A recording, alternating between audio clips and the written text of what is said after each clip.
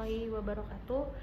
Selamat siang, perkenalkan nama saya Andrea Putri Hendrawan. Saya merupakan peserta Latsar CPNS tahun 2025. Saya berasal dari instansi Basarnas. Unit kerja saya di KPP kelas B Banten dan saya tergabung dalam angkatan 10 kelompok 2. Selama proses pembelajaran di agenda ini, saya mendapatkan wawasan yang cukup luas dan mendalam terkait dengan manajemen ASN dan Smart ASN.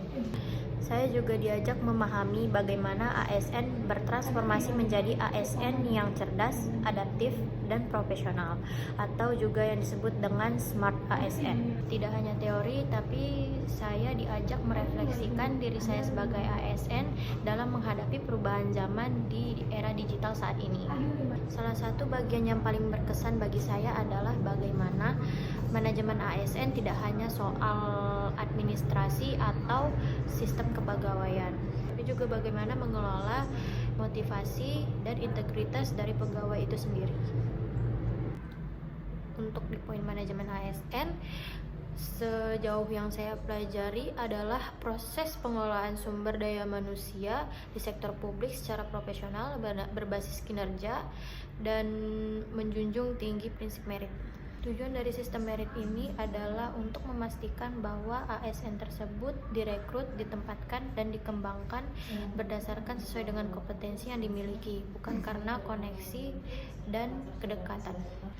Saya juga belajar bahwa manajemen ASN yang baik harus didukung dengan teknologi informasi, sistem evaluasi yang objektif, dan budaya kerja yang berorientasi pada hasil.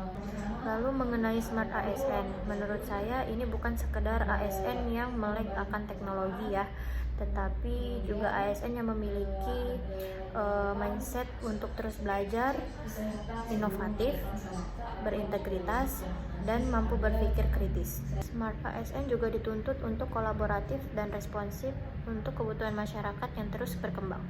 Dan ini juga berarti ASN harus melampaui batas zona nyamannya dan terbuka terhadap perubahan. Bagi saya pribadi, materi ini membuka kesadaran baru untuk saya pribadi bahwa menjadi ASN di era sekarang tidak hanya cukup dengan disiplin dan loyal, tetapi juga harus cakap berinovasi, mampu menyelesaikan masalah, dan siap untuk terus beradaptasi. Saya merasa tertantang untuk memperbaharui cara kerja saya yang mungkin selama ini masih terkesan kaku, menjadi lebih dinamis dan berorientasi pada hasil.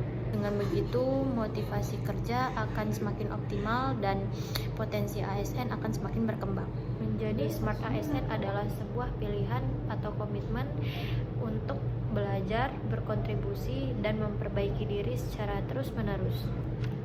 Demikian refleksi saya terhadap pembelajaran di agenda 3 ini. Semoga apa yang saya pelajari dapat saya terapkan di lingkungan kerja atau kehidupan saya sehari-hari. Terima kasih sudah menonton video ini.